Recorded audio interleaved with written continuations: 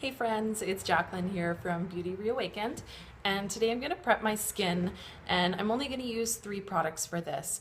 I tend to have quite clear skin, so I don't wear too much makeup, but I want to give you some tips and tricks on just prepping your skin's canvas. The first product that I use is the Viva Amaze cream.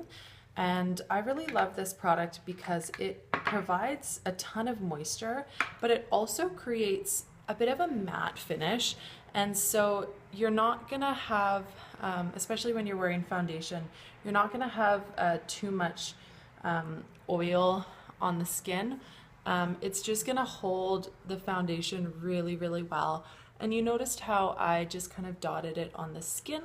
I never pick product right out of the container because I don't want to get any dirt from my hands or oil from my hands into the product, because it doesn't have as much of a preservative as some other conventional products that you might have at home.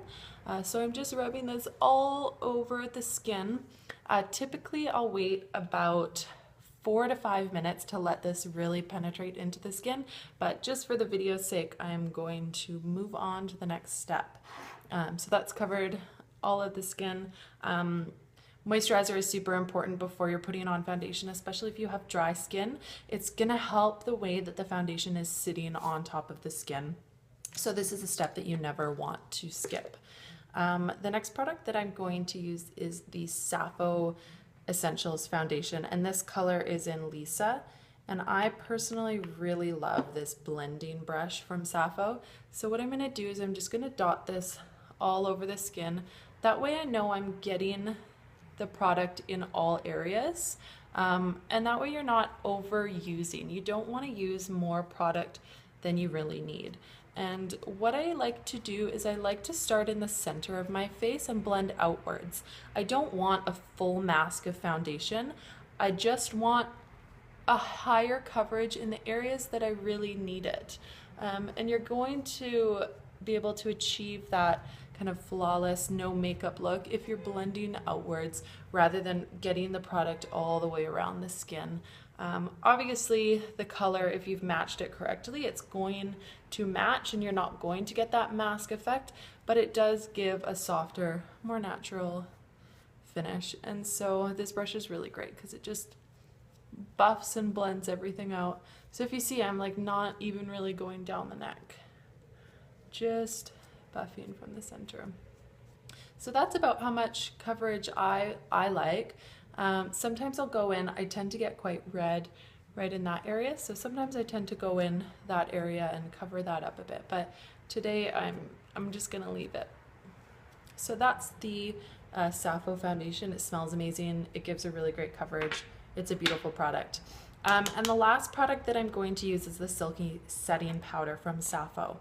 The reason I love this is because I don't want extra coverage, but if I'm going to take the next step into my makeup routine and do a pressed powder, or sorry, pressed blush or bronzer, I want to prep that area for the powder. So typically what I'll do is I'll put this powder kind of on the outer edges of the makeup.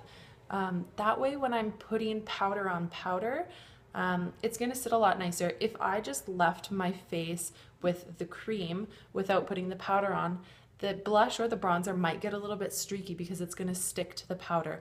And so this is a trick that I really, really like to tell people when they're using powders and creams, is just to pick up a really simple setting powder. I like to put this across the eyelids as well, because they tend to get a little bit greasy, and today I've just decided to put it all over the skin, and it's not providing any extra coverage, it's just setting the foundation so I'm ready to go on to the next step. So those are my 3 essential prepping or skin prep tips. Always moisturize before you use a foundation. Start in the center of the face and work out if you want a lighter coverage, and always set your foundation with a translucent powder if you're going to continue on and use more powders for your makeup look.